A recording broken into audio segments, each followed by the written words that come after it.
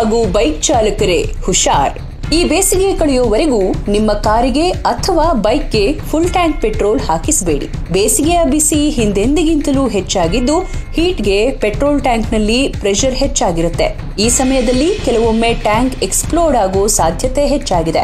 ಈಗಾಗಲೇ 5ಕ್ಕೂ ಹೆಚ್ಚು ಕಾರುಗಳಲ್ಲಿ ಈ ರೀತಿಯ ಸಮಸ್ಯೆ ಕಾಣಿಸಿಕೊಂಡಿದೆ. ಈ ಬಗ್ಗೆ ಹೌದು ಇಲ್ಲ ಅನ್ನೋ ಡಿಸ್ಕಷನ್ಗಳು ಸೋಷಿಯಲ್ ಮೀಡಿಯಾಗಳಲ್ಲಿ ನಡೆಯುತ್ತಲೇ ಇವೆ. ಯಾವುದಕ್ಕೂ ನಮ್ಮ ಎಚ್ಚರಿಕೆಯಲ್ಲಿ ನಾವಿರೋದು ಒಳ್ಳೇದಲ್ವಾ?